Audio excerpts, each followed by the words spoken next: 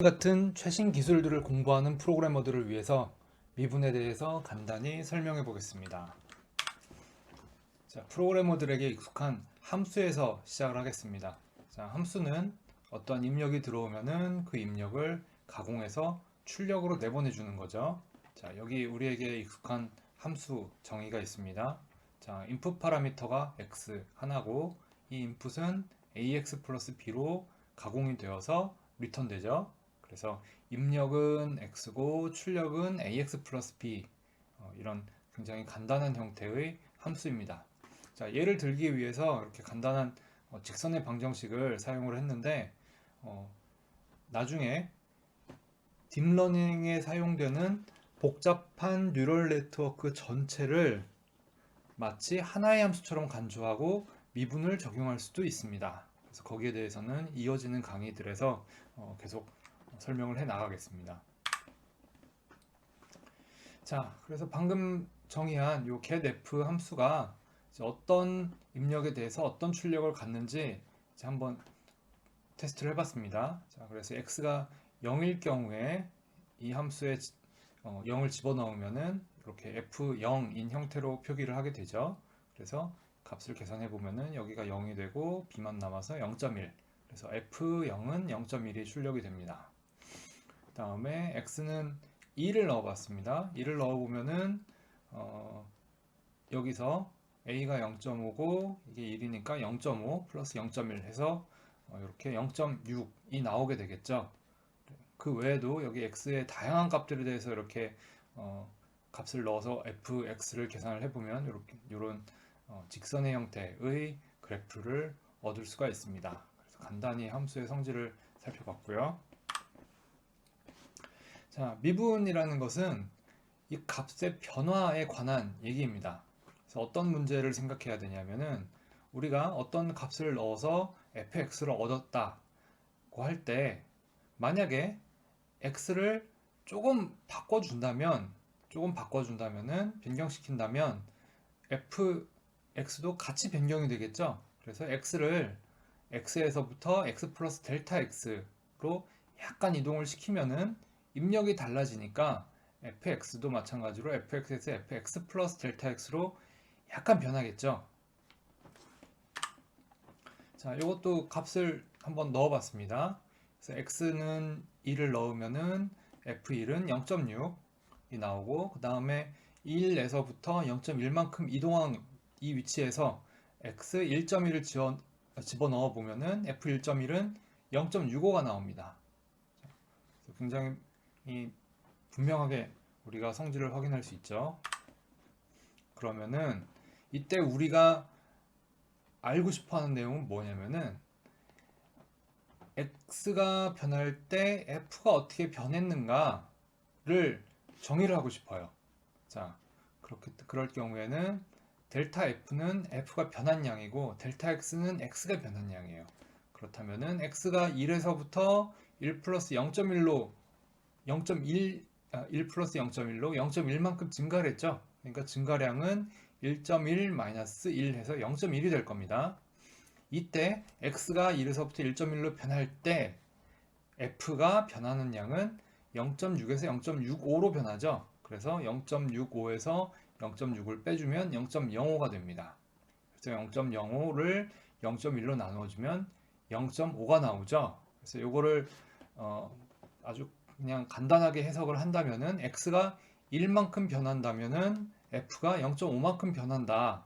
이렇게 해석을 할 수가 있겠죠. 즉 f의 변화와 x의 변화의 비율입니다. 델타 f 나누기 델타 x는 x가 변할 때 f가 얼마나 변하는가, 즉 x에 대해서 f가 변하는 x의 변화에 대해서 f가 변하는 속도라고 볼 수 있겠죠. 직선의 경우는 이렇게 직선의 기울기가 0.5다 이런 형태로 확인이 됩니다. 아까 우리가 정의한 함수가 ax 플러스 b 형태에서 a가 0.5였는데 그 기울기와 정확히 일치하는 것을 확인을 할 수가 있습니다. 다음 미분이라는 건 뭐냐? 방금 우리가 테스트를 할 때 x가 1에서 1.1만큼 0.1만큼 움직였는데 이 델타 x가 아주 작은 값, 그래서 거의 0에 수렴할 만큼 아주 작은 값을 집어넣어서 계산을 하면 그게 바로 x 위치에서 이 미분값이 됩니다. 이때 우리가 방금 전에 0.5라는 값을 얻었었죠. 그 얘기는 x가 증가를 하면 fx도 같이 증가를 한다는 얘기겠죠. 그래서 미분을 했는데 그 값이 양수다. 그러면은 x가 증가할 때 f도 같이 증가한다. 이런 의미를 갖고 있습니다. 그리고 만약에 어떤 함수에 대해서 x로 미분을 했더니 음수가 나왔다. 0보다 작다면은 그 얘기는 x가 증가를 하면 f는 오히려 감소를 한다는 얘기가 되겠죠. 만약에 그냥 0이었다. 미분을 했더니 0이더라. 이 얘기는 x가 커지든 작든 상관없이 f는 변화가 없다는 얘기겠죠. 그래서 이런 그 직관적인 내용을 해석을 하면은 프로그래머로서 미분을 이해하는 것은 충분하다고 볼 수 있습니다. 자, 그럼 미분에 대한 개념을 여러분들이 이해를 했다면은, 그러니까 f가 변하는 양 그리고 x가 변하는 양, 이 두 가지가 있을 때 x를 변화시켰을 때 f가 어떻게 변하는가를 우리가 대강 추적할 수 있다라는 이 개념을 이해를 했다면은, 그 다음에는 실제로 이 미분한 함수, 그러니까 미분한 함수를 도함수, 디리버티브라고 부르는데, 이 도함수를 실제로 어떻게 계산할 것인가에 관해서 당연히 궁금하겠죠. 자, fx가 어떤 ax 플러스 ax의 n제곱이라는 함수가 있다 그러면은 이것을 미분을 할 수가 있는데, 자, 우리가 이과 같은 경우 고등학교 때도 이런 폴리노미얼 형태는 미분을 많이 배우죠. 그리고 이렇게 구글에서 검색을 해보면은 이런 미분하는 방식은 여기저기 자료들이 굉장히 많습니다. 그래서 기본적인 미분 방법은 우리가 뭐 학교에서 뭐 공대 공통 교양 과목 같은 데서 배우는 것으로 저는 충분하다고 보고요. 그다음에 가져다 쓸 수 있으면 충분합니다. 그래서 우리가 그렇게 미분하는, 그러니까 우리가 수업 시간에 배운 그런 미분하는 방식은 해석적인 미분 방식이에요. 그래서 보통 여기 앞에 애널리티컬을 빼고 그냥 디퍼런시에이션이라고 많이 부릅니다. 그래서 이런 해석적 미분을 하는 경우에는 우리보다 미분을 굉장히 잘하는 전문가들이 유도를 해놓은 것들도 많고, 그 다음에 인터넷에 보면은 이런 함수를 입력해주면 미분을 해서 알려주는 뭐 웹 서비스 같은 것도 굉장히 많습니다. 그래서 프로그래머들은 그것들을 그냥 활용을 해서 미분표 보고 따라 하듯이 사용을 하면 충분합니다. 자, 그리고 또 한 가지 미분 방법이 있는데, 아까 예를 들 때 델타 x를 0.1을 썼었죠. 그리고 실제 정확한 미분 값을 얻으려면 그 델타 x를 굉장히 작은 값을 사용을 한다고 말씀을 드렸습니다. 그런데 컴퓨터는 무한소를 표현을 할 방법이 없어요. 유한한 소, 아주 작지만 어쨌든 한계가 있는 그런 뭐 0.000001이라든지 뭐 이런 유한한 숫자만 표현을 할 수가 있습니다. 그래서 numerical differentiation이라는 걸 사용을 하는데, 아주 정확한 도함수를 계산하는 대신에 요 델타 x를 변화량을, 그러니까 x의 변화량을 적당히 작은 값, 컴퓨터가 감당할 수 있는 적당히 작은 값을 사용을 해서 대강 비슷하다. 여기 등호가 물결 표시가 있죠. 이거는 비슷하다. 정확하진 않지만 비슷하게 사용할 수 있다. 이런 의미입니다. 그래서 비슷한 값을 approximated value를 계산을 해내는 것이에요. 그래서 우리가 대부분의 경우는 미분을 이렇게 그 해석적인 방법으로 할 수가 있어요. 이건 거의 대부분의 함수들을 그 수학자들이나 뭐 수학을 잘하는 분들이 이제 정리를 많이 해놨는데, 어려운 경우가 있습니다. 그럴 경우에는 이렇게 numerical differentiation을 이용을 하기도 합니다. 그리고 사실 우리가 공학적인 용도로 사용하는 경우에는 이렇게 프로그래머들은 numerical differentiation을 접하는 경우가 굉장히 많습니다. 자, 여기서는 이해를 돕기 위해서 간단한 형태를 사용을 했고요. 실제로는 훨씬 복잡하거나 정확한 기술들도 많이 개발이 되어 있습니다. 그래서 이 강의에서는 일단 Analytical Differentiation에 대해서 조금 더 설명을 할 거고요. Numerical Differentiation은 이어지는 강의에서 따로 설명을 드리겠습니다. 자, 그래서 딥러닝 같은 걸 공부할 때 이제 백프로포게이션의 뭐 그레디언트라든지 미분이 필요하다 이런 것들은 아마 많이 자료를 참고하셨을 거예요. 그리고 제 강의만 보셔도 뭔가 미분이란 게 필요하구나 필요성을 이해를 하셨을 겁니다. 아마 그 액티베이션 펑션의 그레디언트, 그러니까 미분값이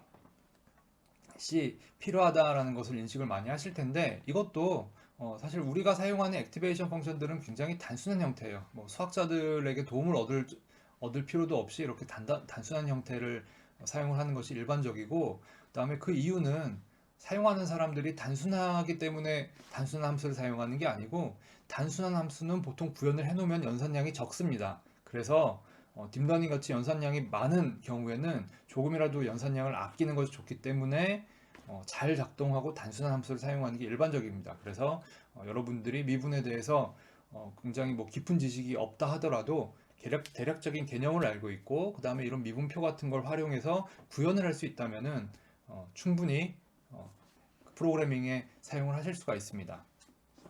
자, 그래서 자주 사용되는 액티베이션 펑션에 대해서 좀 살펴보겠습니다. 자, 제가 이제 그 강의하면서 예를 들 때 많이 사용하는 아이덴티티 펑션은 fx는 x죠.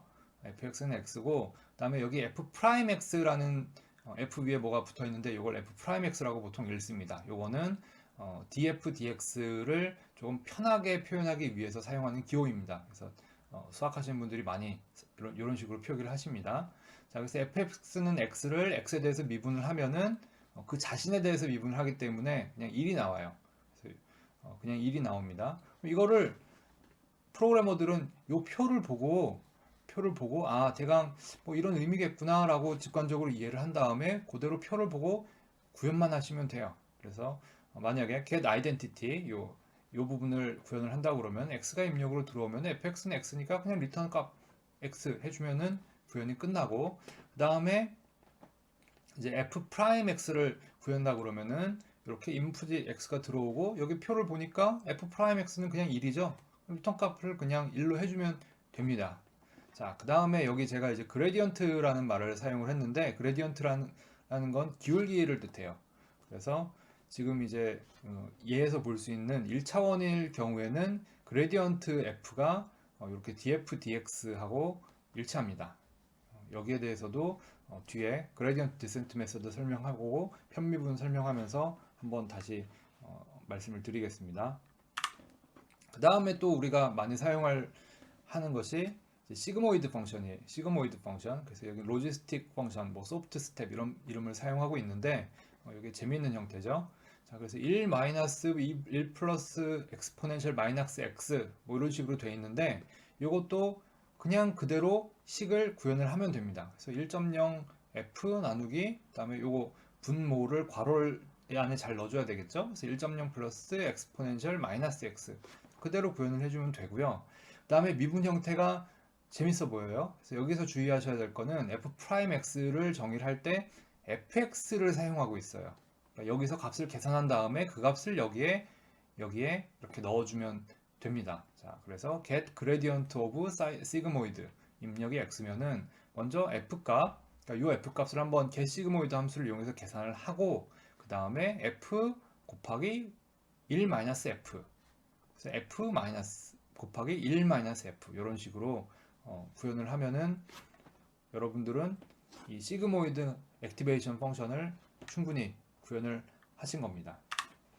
이번에는 우리가 많이 사용하는 렐루 펑션 한번 보겠습니다. 자, 렐루 펑션은 정의가 x가 0보다 작으면은 0을 리턴하고 x가 0 이상이면은 x를 리턴하죠. 자, 그래서 그대로 구현을 해주면 됩니다. 제가 이제 3학 연산자를 사용을 했는데 x가 0 이상이면 x를 리턴해주고, 그렇지 않으면은 0을 리턴해준다. 이렇게 해서 간단히 get 렐로 함수를 구현할 수 있고요.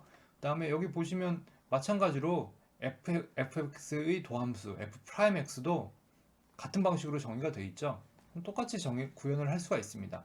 x가 0 이상이면 1을 리턴해주고 그렇지 않으면 0을 리턴해준다.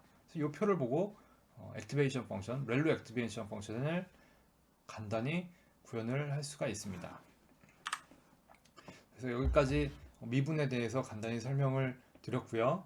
이어지는 강의들, 이 numerical differentiation, 그 다음에 gradient descent method, 그 다음에 chain rule, 얘네들이 사실은 조금 더 중요한 내용입니다. 그래서 다음 강의에서 이 내용들을 설명을 드리겠습니다.